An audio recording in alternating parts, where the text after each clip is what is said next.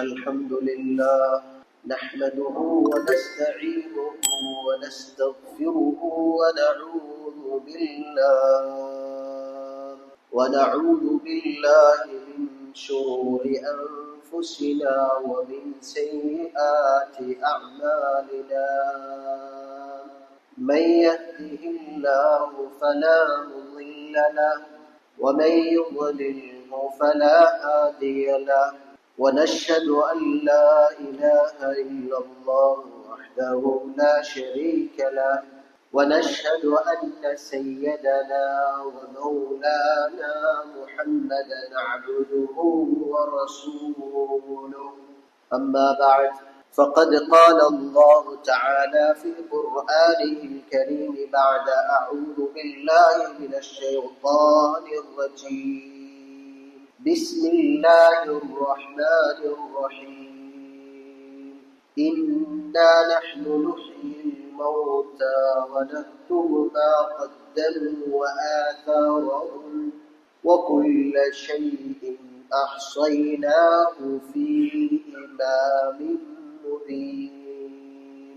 عن أبي هريرة رضي الله عنه قال رسول الله صلى الله عليه وسلم إذا مات ابن آدم انقطع عمله إلا من ثلاث: علم ينتفع به أو صدقة جارية أو ولد صالح يدعو له أو كما قال عليه الصلاة والسلام. அளவற்ற அல்லாஹ்வும் நிகரற்ற அன்புடையோருவன் அல்லாஹ் ஜல்ல ஷஅனுஹு வ தஆலாவுக்கு புகழ் அனைத்தும் உண்டாவதாக. ஈருலக தலைவர், உயிரிலும் மேலான உத்தம தூதுவர் சய்யிதுல் கௌனைன் தாஜுல் மதீனா அன்பு நாயகம் ஸல்லல்லாஹு அலைஹி வஸல்லம் அன்னவர்கள் மீதும் அன்னவர்களது வாழ்க்கை வழிமுறைகளை பின்பற்றியது மாத்திரமல்லாமல் தானும் செயல்படுத்தி பிறரிடமும் அந்த அமானிதத்தை ஒப்படைத்து எத்தி வைத்து சென்ற கண்ணியம் மிகுந்த சஹாபாக்கள், தாபிஊன்கள், தாபிஈன்கள், கியாம நாள் வரும் வரை வரக்கூடிய முஸ்லிமான ஆண்கள் பெண்கள் அனைவர் மீதும் அல்லாஹ்வின் ஸலாத்தும் ஸலாமும் என்றென்றும் உண்டாவதாக. மேலான கண்ணியத்துக்குரிய நண்பார்ந்த இஸ்லாமிய சகோதரர்களே, அல்லாஹ்வின் நல்லடியார்களே, அல்லாஹ் ரப்புல் இஸ்ஸத் ஜல்ல ஷஅனுஹு வ தஆலா நம் ஒவ்வொருவருக்கும் வரலிருக்கக்கூடிய இந்த குறுகிய கால அமானிதமான வாழ்க்கையில் அல்லாஹ்வின் கட்டளை பேணி விலக்கல்களை எல்லாம் முற்றாக தவிர்த்து சாலிஹான முத்தகூன்களாக வாழுவதற்கு முதல் எனக்கும் அப்பால் உங்களுக்கும் வஸீயத் நஸீஹத் எனும் நல்லுபதேசத்தை முதல் கணம் பிறப்பித்துக் கொள்கிறேன். அன்புக்குரியவர்களே, இஸ்லாமிய நெஞ்சங்களே, அல்லாஹ்வின் நல்லடியார்களே, அல்லாஹ் ரப்புல் இஸ்ஸத் ஜல்ல ஷஅனுஹு வ தஆலா உலகத்தில் அவன் படைத்த அனைத்து படைப்பினங்களுக்கும் குறுகிய ஒரு கால வாழ்க்கையை கொடுத்துதான் படைத்திருக்கிறான். அல்லாஹுவை தவிர உள்ள அனைத்து படைப்பினம் 7 வானம் பூமிகளாக இருக்கலாம், ஏனைய ஜீவராசிகளாக இருக்கலாம், மலக்கு மாறுகளாகவும் இருக்கலாம், நபிமார்களாகவும் இருக்கலாம். அனைத்து படைப்பினங்களுக்கும் அல்லாஹ் மௌத் என்ற ஒரு கட்டத்தை, முடிவை, முற்றுப்புள்ளியை அல்லாஹ் வைத்திருக்கிறார். குர்ஆனிலே குல்லு மன் அலைஹா ஃபான், அல்லாஹ் திருமறை வசனத்தை நபி அவர்களுக்கு இறக்கி வைக்கின்றார். நபியே, இந்த பூமிக்கு மேலுள்ள அனைத்து படைப்பினங்களும் ஒரு நாள் அழிந்துவிடும் என்ற செய்தி ஒப்படைக்கப்படுகிறது. இந்த செய்தி கொடுக்கப்பட்ட நேரம் வானில் உள்ள மலக்குகள் சந்தோஷம் அடைந்தார்களாம். காரணம், பூமிக்கு மேல் உள்ள ஒவ்வொரு படைப்பினங்களுக்கும் மௌத் என்பதை, அழிவு என்பதை அல்லாஹ் வைத்திருக்கிறான் என்று சொல்லுகிறான். எனவே வானில் உள்ள எங்களுக்கு அழிவு என்பது கிடையவே கிடையாது என்று கருதி மலக்குகள் சந்தோஷம் அடைந்தார். இமாம் குர்துபி ரஹிமஹுல்லாஹ் என்ற அறிஞர் சொல்லுகிறார், அடுத்த திருமறை வசனத்தை அல்லாஹ் இறக்குகிறான், குல்லு ஷைஇன் ஹாலிகுன் இல்லா வஜ்ஹா. நபியே, பூமிக்கு மேலுள்ள படைப்புகள் மட்டுமல்ல, இந்த உலகத்தில் என்னை தவிர உள்ள மற்ற அனைத்து படைப்பினங்களுக்கும் ஒரு நாள் மௌத் என்பதை உண்டாக்கும். அனைத்து படைப்பினங்களும் நிச்சயமாக மரணித்து விடும் என்ற செய்தியை அல்லாஹ் நபி அவர்களுக்கு கொடுத்து, உலகத்திலே அவனை தவிர மற்ற அனைத்து படைப்பினங்களும் அழிந்துவிடும் என்ற செய்தியை அல்லாஹ் திட்டவட்டமாக எங்களுக்கு சொல்லி இருக்கிறார். அன்புக்குரியவர்களை, அல்லாஹ்வின் நல்லடியார், அழிவு நிச்சயமிக்கப்பட்ட நாம் இதில் மிக முக்கியம் வாய்ந்தவர். ஏன், எங்கள் வாழ்க்கையிலே ஒவ்வொரு நாளும் கழிந்து செல்வதென்பது உண்மையிலேயே நாம் அழிவின் பக்கம் நெருங்கிக் கொண்டிருக்கிறோம். ஒவ்வொரு நிமிடமும் நகர நகர நாம் அழிந்து கொண்டிருக்கிறோம். நாம் நினையாத நேரத்தில், எதிர்பார்க்காத சந்தர்ப்பத்திலே அல்லாஹ் சொல்லுகிறான்,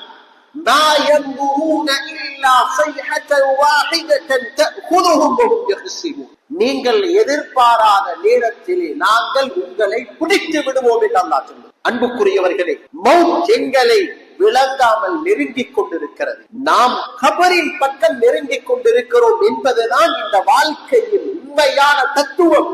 அல்லாஹ்வின் நல்லடியார், எப்பொழுது ஒரு மனிதன் மௌத் என்ற அந்த கட்டத்தை அடைவானோ, அந்த மனிதனால் எந்த ஒரு காரியத்தையும் சுயமாக செய்ய முடியாது. நன்மையான காரியங்களை சம்பாதிக்க முடியாது. நல்ல வணக்கங்களை, அமல் இபாதத்துகளை செய்ய முடியாது. அனைத்து விதமான நல்லவர்களுக்கும் நன்மைகளுக்கும் அல்லாஹ் முற்றுப்புள்ளி வைக்கின்ற நேரம் தான் மௌத் என்ற கூடிய தருணம். உலகத்தில் எந்த ஒரு மனிதனாக இருக்கிறார், படித்தவர்கள், பாமரர்கள், செல்வந்தர்கள், ஏழையர்கள், உலவாக்கள், ஆபீசுகள், ஏன் நபிமார்களாக இருந்தாலும் சரி, மௌத் என்ற கூடிய கட்டத்தை சந்திப்பாராக இருந்தார் நல்லவர்கள் அனைத்துக்கும் அல்லாஹ் முற்றுப்புள்ளி வைத்து விடுவார். குர்ஆனிலே மிக தெளிவாக அல்லாஹ் சொல்லுகிறார், மௌத்துடைய நேரம் வந்தால் நீங்கள் நல்லவர்கள் செய்வதற்கு ஆசைப்படுவீர்கள், ஆனால் அதை விட்டும் நாங்கள் தடை செய்துள்ளோம். சஹாபாக்கள் இந்த வசனத்தை ஓதினால் இந்த வசனத்துடைய ஆழத்தையும் பயங்கரத்தையும் நினைத்து கண்ணீர் வடித்து அழுது அழுது மயங்கி கீழே விழுந்து விடுவார்களாம். ஏன்?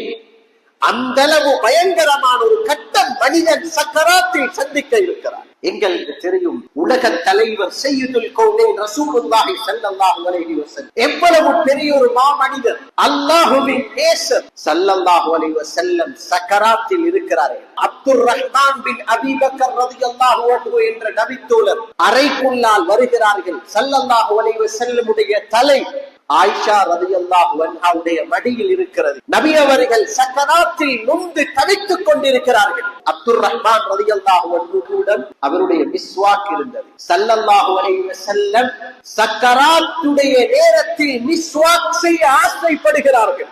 மிஸ்வாக் கண்ணுக்கு விளங்குகிறது. அன்புக்குரியவர்களே, சிறியொரு குடிசை பக்கத்தில் நின்றிருந்த அப்துர் ரஹ்மான் ரலியல்லாஹு அன்ஹுவிடத்தில் மிஸ்வாக்கை கண்ட நபி அவர்கள் மிஸ்வாக் செய்வதற்கு ஆசைப்பட்டும் கூட தனது வாயால் உங்களுடைய மிஸ்வாக்கை எனக்கு தாருங்கள், நான் மிஸ்வாக் செய்கிறேன் என்று கேட்பதற்கு கூட சக்தி இல்லாமல் தடமாறினார்கள் ஸல்லல்லாஹு அலைஹி வஸல்லம். மிஸ்வாக்கை தாருங்கள் என்று சொல்வதற்கு கூட சக்தி கிடைக்காமல் வருத்தத்தினாலும் கஷ்டத்தினாலும் சய்யிதுல் கௌனைன் துடித்தார்கள் என்றால் எங்களுடைய நிலைமை எப்படி இருக்கும்? சையதுனா ஹதரத் அபூ ஹுரைரா ரலியல்லாஹு அன்ஹு ஒரு நாளைக்கு 12,000 தடவை இஸ்திக்ஃபார் மாத்திரம் செய்வார்கள். சக்கராத்துடைய நேரத்தில் சஹாபாக்கள் சொல்லுகிறார்கள், நலம் விசாரிக்க போதும் அபூ ஹுரைராவுடைய கண்ணால் கண்ணீர் வடிகிறது.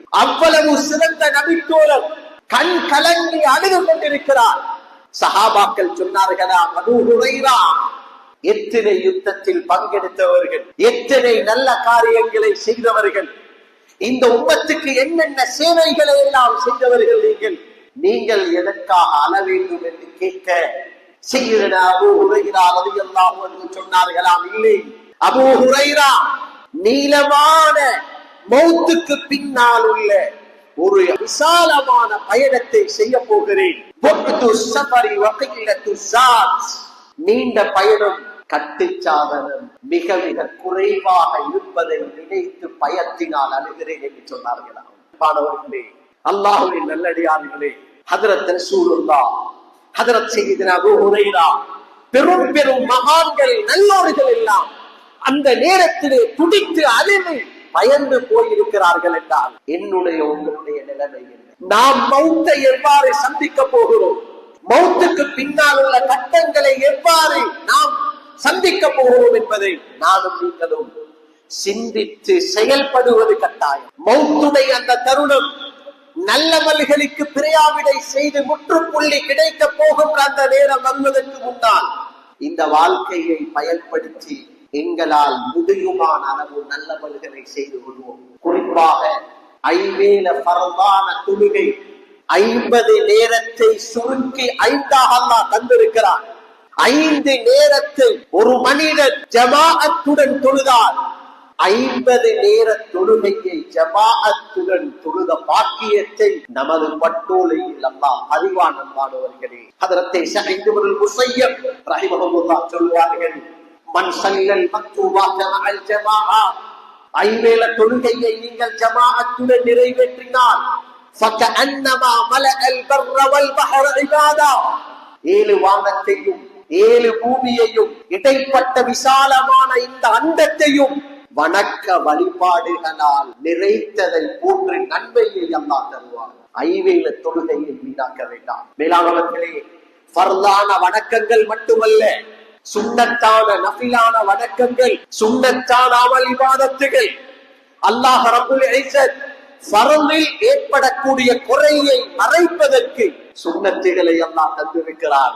நாளை நாம் விட்ட ஃபர்துடைய குறைபாடு சுன்னத்தான வணக்க வழிபாடுகளை கொண்டுதான் அல்லாஹ் ஃபர்துடைய குறையை அடைக்க இருக்கிறார்.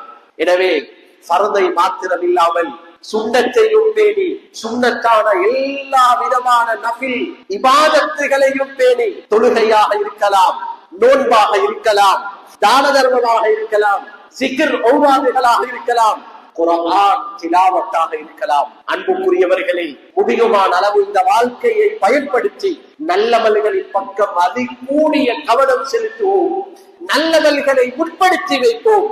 நிச்சயமாக நாம் செய்கின்ற எந்த ஒரு நல்லவன் நாளை கியாமத்தில் சொர்க்கம் நுழைவதற்கு காரணமாக அமையும் என்பது எங்கள் யாருக்கும் தெரியாது. ஹசனுல் பஸரி சஹாபி பெண்களுடைய மடிவில் வளர்ந்தவர். அவர் மிக பெரும் மகான். மௌத்துக்கு பின்னால் கனவில் தென்பட்டு அவருடைய ஒரு சீடர் மாணவரிடம் சொன்னார், நான் வஃபாத்தாக இருக்கிறேன், கபரையும் ஆகிரத்தையும் கியாமத்தையும் கண்டுவிட்டேன். இந்த ஆகிரத்துடைய வாழ்க்கையில் அல்லாஹ்வின் மீது சத்தியமாக நான் பாடமாக்கிய ஹதீஸை விட, நான் ஓதிய குர்ஆன் திலாவத்தையும் விட, நாம் எத்தனையோ சமூக சேவைகளை செய்த அந்த சேவைகளை விட, நாம் செய்த எத்தனையோ பல நூறு நல்லவர்களை விட, மா நஃபஅனி மிஸ்ல ருகைஆத்துத் தஹஜ்ஜுத், நடு நிசியிலே யாருடைய பார்வையும் படாமல் தனிமையில் எழுந்து தஹஜ்ஜுடைய தொழுகை நான் தொழுதேன் அல்லவா, அந்த தஹஜ்ஜுடைய ஒரு சில ரக்அத்தை போல இந்த மௌத்துக்கு பின்னுள்ள வாழ்க்கையில் எனக்கு எந்த ஒன்றும் பிரயோஜனம் தந்தது கிடையாது என்று சொன்னார். அன்புக்குரியவர்களே, எதையும் எந்த ஒரு நல்லவளையும் அற்பமாக கருதாமல், சாதாரணமாக கருதி விட்டு விடாமல் ஒவ்வொன்றையும் பேணுதலாக செய்வோம். ஒரு சிறிய ஒரு சுன்னத்தாக இருந்தாலும் சரி, அற்பமாக நினைக்க வேண்டாம். ஸல்லல்லாஹு அலைஹி வஸல்லம் ஃபர்து தொழுகையை முடித்தால் அதே இருப்பில் இருந்து 3 தடவை அஸ்தக்ஃபிருல்லாஹ் என்று சொல்வார்கள். எங்களுக்கு தெரியும், இஸ்திக்ஃபாரில் பல நூறு சிறப்பான இஸ்திக்ஃபாரை நாங்கள் தெரிந்து வைத்திருக்கிறோம். எத்தனை விதவிதமான பாவ மன்னிப்புக்குரிய இஸ்திக்ஃபாரை பாடமாக்கி இருக்கிறோம். அன்பானவர்களே, தொழுகைக்கு பின் அதே இருப்பில் அமர்ந்து நாம் செய்கின்ற அந்த சாதாரண அஸ்தக்ஃபிருல்லாஹ் என்று சொல்லக்கூடிய அந்த 3 இஸ்திக்ஃபார்கள் இருக்கிறது அல்லவா, சத்தியமாக சொல்லுகிறேன், அந்த 3 இஸ்திக்ஃபாரை நபி அவர்கள் சொன்னதை போன்று கவலையுடனும் தொழுகையுடைய பலகீனங்களை நினைத்து சஞ்சலத்துடனும் ஏக்கத்துடனும் அல்லாஹ்விடத்தில் உண்மையான முறையில் மன்னிப்பு கோரும் நியத்திலே அந்த இஸ்திக்ஃபாரை செய்தால் நமது தொழுகையில் நடந்த அனைத்து குறைகளையும் மன்னித்து பூர்த்தியான நன்மையையும் அளித்து அந்த தொழுகையை அல்லாஹ் கபூல் செய்வதற்கு காரணமாக அமையும் அந்த 3 இஸ்திக்ஃபார். அன்பானவர்களே, அல்லாஹ்வின் நல்லடியார்களே, ஸுல்கஅதாவை விட்டிருக்கிறோம். ஸுல்ஹிஜ்ஜா முன்னோக்கி கொண்டிருக்கிறது. ஸல்லல்லாஹு அலைஹி வஸல்லம் சொன்னார்கள், ஸுல்ஹிஜ்ஜாவுடைய காலத்தில் ஒரு அடியான் செய்யக்கூடிய அனைத்து அமல்களிலும் ஆக சிறந்த ஒரு இபாதத் நாம் செய்கின்ற தர்மங்கள், நாம் செய்கின்ற பொது சேவைகள், நாம் செலவழிக்கின்ற அனைத்து செலவழிப்பிலும் துல்ஹிஜ்ஜாவுடைய காலத்தில் இந்த நாட்களிலே ஒரு மனிதன் பணத்தை செலவழிப்பதற்கு அல்லாஹ்விடத்தில் மிக சிறந்த ஒரு இபாதத் உதுஹியாவாக சொன்னார்கள். உதுஹியாவையும் நிறைவேற்றுவதற்கு இப்பொழுதிலிருந்தே நாம் தயாராகுவோம். அன்புக்குரியவர்களே, அல்லாஹுவின் நல்லடியார்களே, எங்களுடைய இந்த வாழ்க்கையை முடிவுமான நல்லமல்களுக்கு கவனம் செலுத்துவது மட்டுமல்ல, நான் கடைசியாக மிக தெளிவாக நான் சொல்லிக் கொள்வது, வேண்டிக் கொள்வது, வாழும் பொழுதும் முடியுமான அமல்களை செய்வது போன்று இஸ்லாம் நபி அவர்கள் அல்லாஹ் ரப்புல் இஸ்ஸத் எங்களுக்கு மௌத்துக்கு பின்னாலும் நன்மையை வரவழைப்பதற்குண்டான அமல் இபாதத்துகளை காட்டி தந்திருக்கிறார். வெறும் உலகத்தில் வாழும் பொழுது மாத்திரம் அமல்களை செய்துவிட்டு அங்கே வந்து கை சேதப்பட வேண்டாம். மௌத்துக்கு பின்னாலும் நன்மை வந்து சேரும் விதத்தில் சில அமல்களை செய்துவிட்டு என்னிடம் வாருங்கள். குர்ஆன் மிக தெளிவாக இதை சொல்லியிருக்கிறது. இன்னா நஹ்னு நுஹ்யில் மௌத்தா வ நக்துபு மா கத்தமு வ ஆதாரஹும். அல்லாஹ் சொல்லுகிறான், நீங்கள் நினைத்து விட வேண்டாம் மௌத்துக்கு பின் உங்களுடைய வாழ்க்கை முடிவடைந்து விடும் என்று நினைக்க வேண்டாம். இல்லை, உங்கள் ஒவ்வொருவரையும் நாங்கள் எதிர்பார்க்கிறோம். நீங்கள் உயிருடன் இருக்கும் பொழுது செய்த அமல்களையும் உங்களுக்கு நாங்கள் காட்டுவோம். மௌத்துக்கு பின்னால் எதை தேடி விட்டு வந்தீர்களோ, ஏற்பாடு முன்னேற்பாடாக செய்தீர்களோ, அதையையும் உங்களுக்கு நாங்கள் தருவோம், காட்டுவோம் என்று அல்லாஹ் சொல்லுகிறார். அன்புக்குரியவர்களே, ஸல்லல்லாஹு அலைஹி வஸல்லம் சொன்னார்கள், 3 அமல்கள் இதா மாத இப்னு ஆதம் இன் கதஅ அமலுஹு இல்லா மின் தலாஸ். 3 அமல்களை சொன்னார்கள். அந்த 3 அமல்கள் நீங்கள் உயிருடன் இருக்கும் பொழுது செய்து கொள்ள முயற்சி செய்யுங்கள். அதை உயிருடன் நீங்கள் செய்தால்தான் மௌத்துக்கு பின்னால் அது கியாம நாள் வரையில் நிரந்தரமான நல்லமல்கள் வருவதற்கு காரணமாக அமையும் என்று சொன்னார்கள். அதிலே முதலாவது சொன்னார்கள், மார்க்க கல்வியை படித்து அதை சமூகத்திடம் ஒப்படைத்து புரோஷனமான மார்க்க கல்வியை அடைந்து கொள்ள பாருங்கள். அன்புக்குரியவர்களே, ஒன்றிருக்கிறது, நாம் அந்த கல்வியை சுமந்து அந்த கல்வியை புரோஷனமான முறையில் இந்த உம்மத்திடம் ஒப்படைத்து எட்டி வைத்து நல்லோர்களை உருவாக்கிவிட்டு நாம் செல்லுவது. நமக்கு அந்த சந்தர்ப்பம் தவறினால் குறைந்தபட்சம் நமது குழந்தைகள், நமது பிச்சலங்களிலாவது அவ்வாறான சாலிஹான ஆபிசுகள், உலமாக்களை உருவாக்கிவிட்டு போவோம்.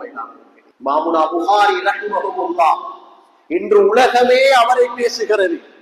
எங்கு எந்த ஒரு உலகத்தின் மூலையில் இமாம் புகாரியுடைய பேர் சொல்லப்பட்டாலும் ரஹ்மத்துல்லாஹி அலைஹி, அல்லாஹ் அவருக்கு அருள் புரியட்டும் என்று நாம் துஆ செய்கிறோம். ஏன் மேலானவர்களே, காரணம் மார்க்க கல்வியை படித்தார். மார்க்க கல்வியை படித்தது மட்டுமல்ல, இந்த சமூகத்துடன் சரியான முறையில் புரோஷனமான முறையில் எத்தி வைத்தார், ஒப்படைத்தார். சுப்ஹானல்லாஹ், இன்று வரை உலகம் இமாம் புகாரியை பேசிக் கொண்டிருக்கிறது.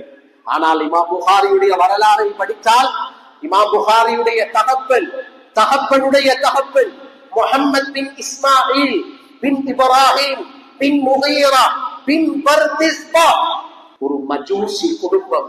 வரலாறில் அவருடைய குடும்பத்தை பற்றி ஏனையவர்களை போன்று அதிகமாக பேசினதே கிடையாது. சாதாரண வரலாறு படைத்த ஒரு சாமானிய குடும்பம். ஏன் சொல்ல போனால், இமாம் புகாரி சிறு வயதிலேயே தகப்பனை இழந்த ஒரு யத்தீமான அனாதையான குழந்தை. ஆனால் 10 வயது தாயுடைய கவலை, தாயுடைய கண்ணீர், குர்ஆனை பாடமாக்க வைத்தார், ஹதீஸை படிக்க வைத்தார். உலகமெல்லாம் சுற்றி திரிந்த ஹதீஸை படித்தார். சஹீஹுல் புகாரி என்ற கிரந்தத்தை எழுதினார். இந்த உம்மத்திற்கு, இந்த சமூகத்துக்கு அந்த கிதாபை எட்டி வைத்தார். சுப்ஹானல்லாஹ், 62 வயதில் மௌத்தாகும் பொழுது, 62 வயதில் மௌத்தாகிய இமாம் புகாரி தன்னுடைய அந்த கிதாபை மாத்திரம் 90,000க்கும் மேற்பட்டவர்களுக்கு இமாம் புகாரி பாடம் எடுத்திருக்கிறார்கள். அந்த அளவு அதிகமான மக்களுக்கு தான் படித்த கல்வியை எத்தி வைத்தார்கள். சுப்ஹானல்லாஹ், அன்று மட்டுமல்ல, கியாம நாள் வரும் வரை இந்த சமூகம் அவருக்காக துஆ செய்கின்றது. அது மாத்திரமா, அஹ்மத் இப்னு ஹம்பல், இமாம் அஹ்மத் ரஹிமஹுல்லாஹ் சொல்லுவார்கள், இமாம் புகாரியை கிதாபை எழுதினார், சஹீஹுல் புகாரி. இதற்கு பின்னால் இந்த சமூகம் செய்கின்ற அனைத்து நல்ல அமல்களுடைய ஒரு பங்கு இமாம் புகாரியுடைய கபருக்கு அல்லாஹ் கொடுப்பான். இமாம் புகாரிக்கு கியாம நாள் வரையில் அல்லாஹ் நசீபாக்குவான். மேலானவர்களே, ஹதரத் ஹதீபுல் பக்தாதி அப்துல் வாஹித் பின் தவாவிசி ரஹ்மத்துல்லாஹி கொண்டு சொல்லுகிறார்கள், நான் ஒரு நாள் கனவிலே நபி அவர்களையும் சஹாபாக்களையும் கண்டேன். யாரையோ எதிர்பார்த்துக் கொண்டிருக்கிறார்கள். நான் நபி அவர்களுக்கு சலாம் கூறிவிட்டு சொன்னேன், யா ரசூலல்லாஹ், யாரை எதிர்பார்த்துக் கொண்டிருக்கிறீர்கள்? சஹாபாக்களும் நபி அவர்களும் சொன்னார்களாம், இமாம் புகாரியை எதிர்பார்த்துக் கொண்டிருக்கிறோம் என்றார். திடுக்கிட்டு கண் முழித்த அப்துல் வாஹித் தவாவிசி எழும்பினார்கள். இராவடக்கத்தை முடித்தார்கள். ஃபஜ்ருடைய தொழுகைக்கு பள்ளி வாயிலுக்கு வரும் பொழுது மக்கள் எல்லாம் கதைக்கின்றார்களாம், நேற்று இரவு புகாரி வஃபாத்தாகிவிட்டார், இமாம் புகாரி வஃபாத்தாகிவிட்டார். மேலானவர்களே, இதுதான் சாதனை. அன்பானவர்களே, இதுதான் நமது கபருக்காக நாம் சேமிக்கின்ற செல்வம். மேலானவர்களே, சாலிஹான தக்வா உள்ள ஒரு ஆளுமை நமது பரம்பரையில் உருவாக்காவிடு கை சேதம். அன்பானவர்களே, கை சேதம். அன்பானவர்களே, நஷ்டம். அன்பானவர்களே, சுப்ஹானல்லாஹ், இன்று நமது நாட்டில் மட்டுமல்ல, முழு உலகத்திலும் எத்தனையோ குடும்பங்களை பார்க்கிறோம். அந்நிய மதத்தை சேர்ந்த குடும்பம், அந்நிய மதத்தில் பிறந்து வளர்ந்தவர்கள். சுப்ஹானல்லாஹ், இன்று முழு குடும்பமும் மார்க்க கல்வியை படித்து முஸ்லிம்களாக மட்டுமல்ல, உலமாக்களாக, ஹாஃபிஸ்களாக, முஃப்திகளாக இருக்கிறார்கள். எங்களுடன் ஒரு சகோதரர் இருந்தார், நமது நாட்டை சேர்ந்தவர், நமது நாட்டிலே ஒரு மதத்துடைய மதகுருவாக இருந்தவர். சுப்ஹானல்லாஹ், நான் பாகிஸ்தானில் இருந்து வரும் பொழுது பச்சைகளாக சந்திக்க வேண்டி வந்தது. நான் நினைத்தேன் அவர் அந்த நாட்டை சேர்ந்தவர் என்று. ஆனால் இல்லை, சந்தித்து பேசின கணம் தான் சொன்னார், நான் இந்த நாட்டை சேர்ந்தவர், அந்த நாட்டிலே ஒரு மதகுருவாக இருந்தவர். இஸ்லாம் கிடைத்தது. 3 குழந்தைகளையும் அரவணைத்துக் கொண்டு, மனைவியையும் கூட்டிக் கொண்டு நான் பக்கத்து நாட்டுக்கு வந்து, இன்று இந்த நாட்டிலே நானும் எனது குடும்பமும் மார்க்கத்தை படித்து உலமாக்களாக இருக்கிறோம்.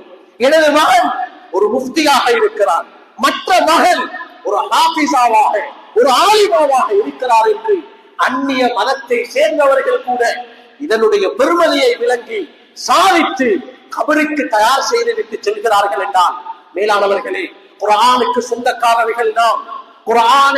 குர்ஆனை சிறு வயதில் இருந்து மனதால் நாம் உள்ளத்தில் சுமந்தவர்கள். எனவே இந்த பாக்கியத்தை விட்டு நாம் தவறிவிடக் கூடாது. மதரசாக்கள், பள்ளிக்கூடங்கள் எவ்வாறாவது எங்களது பரம்பரையிலே சாலிஹான முத்தத்தைங்களை உருவாக்குவோம். 2வது ஸல்லல்லாஹு அலைஹி வஸல்லம் சொன்னார்கள், ஸதகத்துன் ஜாரியா, நிரந்தரமாக நன்மை வருவதற்கு நீங்கள் இருக்கும் பொழுதே ஒரு நிரந்தரமான தர்மத்தை செய்து விட்டு வாருங்கள். மஸ்ஜிதாக இருக்கலாம், மதரசாவாக இருக்கலாம், பொது சேவைகளாக இருக்கலாம், அல்லது ஒரு நல்ல ஒரு சாலிஹான ஒரு கஷ்டமான ஒரு மனிதனுடைய வீடாக இருக்கலாம், கிணமாக இருக்கலாம், தண்ணீராக இருக்கலாம், கரண்டாக இருக்கலாம். அன்புக்குரியவர்களே, எங்களால் ஏதுவான ஒரு நிரந்தர தர்மத்தை நாம் உயிருடன் இருக்கும் பொழுது செய்வது தான் கட்டாயம். இதைத்தான் ஸல்லல்லாஹு அலைஹி வஸல்லம் சொன்னார்கள், நிரந்தரமான தர்மம் என்று. நாம் மரணித்ததுக்கு பின்னால் நமது குழந்தைகள் செய்தால் கிடைக்கும், ஆனால் நாம் செய்ததை போன்று கிடைக்காது. சாப்பிட்டு முடிந்ததற்கு பின் மிஞ்சிய உணவை தர்மம் செய்வதற்கும் சாப்பிடுவதற்கு முன் சாப்பாடை தர்மம் செய்வதற்கும் வித்தியாசம் இருக்கிறது. இது போன்றுதான் நாம் மரணமாகுவதற்கு முன்னால் நாம் செய்கின்ற சிறிய ஒரு தர்மமாக இருந்தாலும் அதற்கு ஒரு மதிப்பு இருக்கிறது, அதற்கு ஒரு அந்தஸ்து இருக்கிறது. சுப்ஹானல்லாஹ், ஹதரத் மௌலானா ஷஃபி ரஹிமஹுல்லாஹ், ஹதரத் மௌலானா தகி உஸ்மானியுடைய தகப்பன், பாகிஸ்தானில் இருந்தவர், முஃப்தி ஆஸம், உலகளாவிய கிராண்ட் முஃப்தி என்று சொல்லுவாங்க.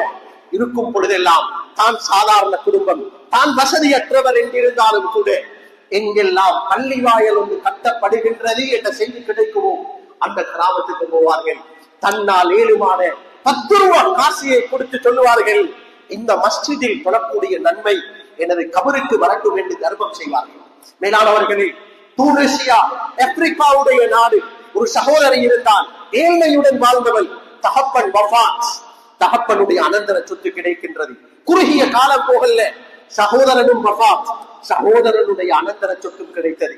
சுப்ஹானல்லாஹ், அந்த சகோதரியுடைய எண்ணம், அந்த சகோதரி ஒரு நியத்து வைத்தார், எனக்கு அனந்தரமாக கிடைத்த இந்த பணத்திலிருந்து நான் ஒரு மஸ்ஜிதை கட்டணும். சுப்ஹானல்லாஹ், தூனிசியா ஆப்பிரிக்காவுடைய அந்த வசதி வாய்ப்புகள் குறைந்த அந்த பகுதியிலே ஒரு மஸ்ஜிதை கட்டுகிறார். சுப்ஹானல்லாஹ், கட்டும் பொழுது அவருடைய எண்ணம், இது வெறும் பள்ளியாக இருக்கக்கூடாது, இது வெறும் ஒரு ஜும்மா மஸ்ஜிதாக இருக்கக்கூடாது, இது ஒரு பள்ளிக்கூடமாக, இது ஒரு மதரசாவாக, இது ஒரு பல்கலைக்கழகமாக, இது ஒரு யூனிவர்சிட்டியாக மாற வேண்டும் என்ற நீயத்துடன் தனது அனந்தர சொத்து முழுதையும் செலவழித்து ஒரு பள்ளியை கட்டுகிறார். ஜும்மா மஸ்ஜித் கட்டப்படுகிறது. கட்டப்படும் காலமெல்லாம் என்னுடைய இந்த நோக்கத்தை அல்லாஹ் நிறைவேற்ற வேண்டும், அல்லாஹ் கபூல் செய்ய வேண்டும் என்பதற்கு வெறும் பணம் கொடுத்தது மட்டுமல்ல, சுப்ஹானல்லாஹ், தொடரான நோன்பு நோற்றால் அல்லாஹ்விடத்தில் துஆ செய்தான். அன்புக்குரியவர்களே, அந்த சகோதரி செய்த தர்மம் அல்லாஹ் எந்த அளவு கபூல் செய்தான் தெரியுமா? இஸ்லாமிய வரலாறிலே, இஸ்லாமிய சமூகத்திலே முதலாக இந்த சமூகத்துக்கு ஒரு பல்கலைக்கழகத்தை உருவாக்கிய அந்த பெருமை, அந்த பட்டம் அந்த பள்ளி வாயலுக்கு தான் சொந்தமானது, அந்த சகோதரிக்கு தான் சொந்தமாக அல்லாஹ் கொடுத்தான். அதுதான் உலகத்திலே ஜாமிஉல் கரமிய்யீன் என்கூடிய முதல் பல்கலைக்கழகமாக அந்த பள்ளியை அல்லாஹ் கபூல் செய்தான். அந்த பள்ளிக்கூடத்தை அல்லாஹ் கபூல் செய்தான். மட்டுமல்ல, உலகளாவிய வரலாறு வைத்திய துறையில் முதலாவது சான்றிதழ் கொடுத்து வைத்தியர்களை கண்ணியப்படுத்தின பெருமையையும் அந்த சகோதரியுடைய கபருக்கு தான் அல்லாஹ் கொடுத்தான். அன்புக்குரியவர்களை, செய்கின்ற தர்மத்தை அல்லாஹ் வீணாக்க மாட்டான். நமது நாட்டிலே எடுத்து பாருங்கள், எத்தனை பள்ளி வாயல்கள்! சுப்ஹானல்லாஹ், ஒவ்வொரு பஜாரிலும் நமக்கான பள்ளி வாயல் இருக்கிறது, ஒவ்வொரு பகுதியிலும் நமக்கான மதரசாக்கள் இருக்கிறது.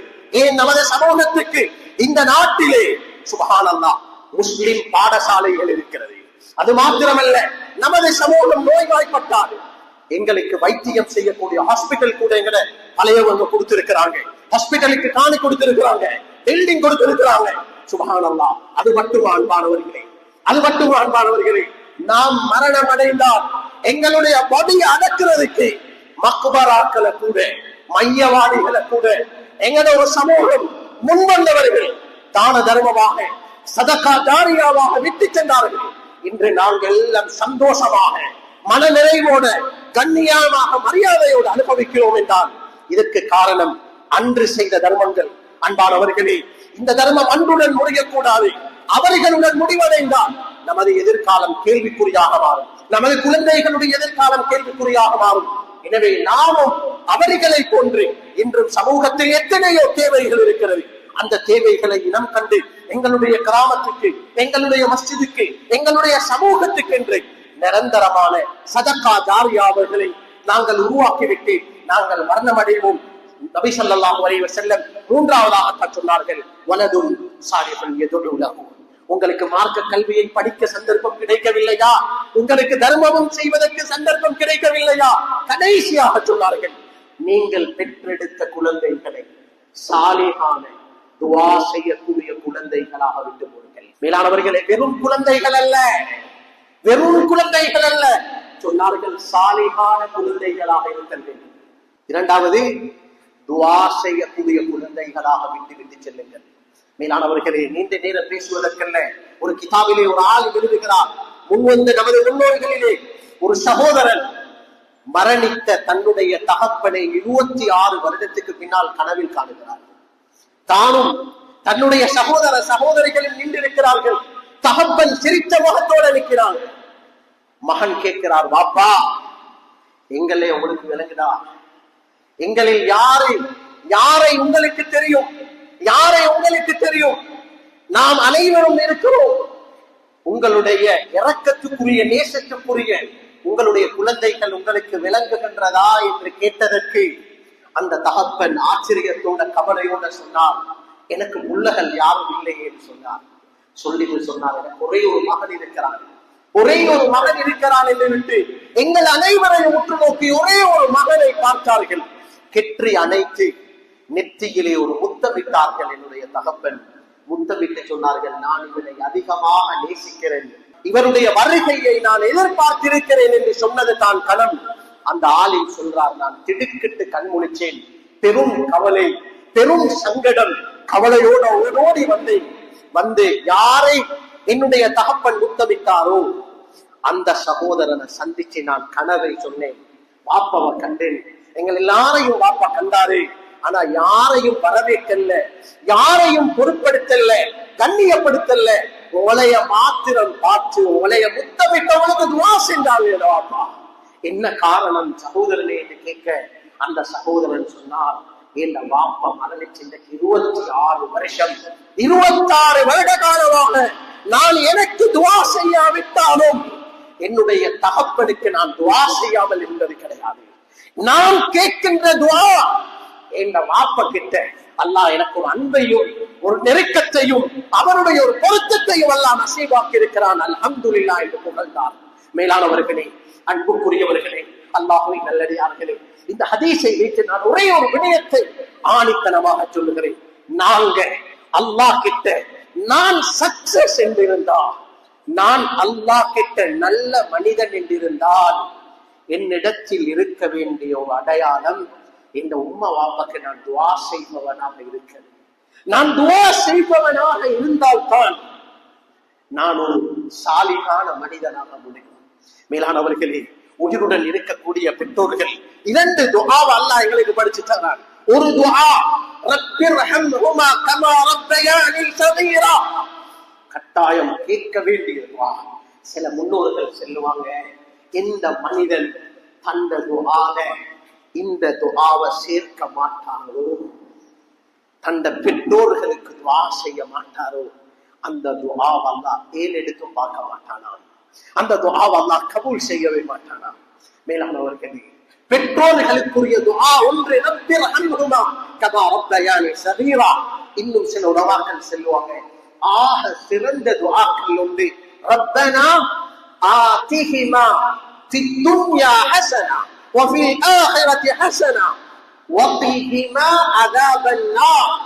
யா அல்லாஹ், என்னுடைய 2 பெற்றோர்களுக்கும் அந்த மேல் சொன்ன பாக்கியத்தை நசீபாக்குவாயாக என்ற துஆவை ஓதிக்கொள்வதுதான் மிக சிறந்தது என்று இருக்கிறார்கள். மேலானவர்களே, நமது பெற்றோர்கள் மரணித்திருந்தால் நாம் செய்கின்ற ஆக சிறந்த துஆ, மரணித்த பெற்றோர்களுக்கு அவர்களுடைய விடயத்தில் அல்லாஹ்விடத்தில் பாவ மன்னிப்பு தேடுவது, அவர்களுக்காக இஸ்திக்ஃபார் செய்வது. பாப்பாவை நினைச்சு உம்மவை நினைச்சு இஸ்திக்ஃபார் செய்யுங்க. நீங்க செய்த இஸ்திக்ஃபார் பிரதிபலன் உங்களோட பாவத்தை சும்மவே அல்லாஹ் மன்னிச்சுவான். சையதுனா இப்ராஹிம் அலைஹிஸ்ஸலாம் ஒரு இஸ்திக்ஃபார் கேட்டாங்க. குர்ஆன் அல்லாஹ் சொல்றான், ரப்பிக்ஃபிர்லி வலிவாலிதைய வலில்முஃமினீன யௌம யகூமுல் ஹிசாப். அன்பானவர்களே, இந்த துஆவிலே அல்லாஹ் 3 மிக பெரும் புதையல்களை அல்லாஹ் மறைத்திருக்கிறான். ஒன்று, எங்களுக்கு நாங்க கேட்கிற இஸ்திக்ஃபார். 2, எங்கட பெற்றோர்களுக்கு நாம் செய்கின்ற உபகாரம்.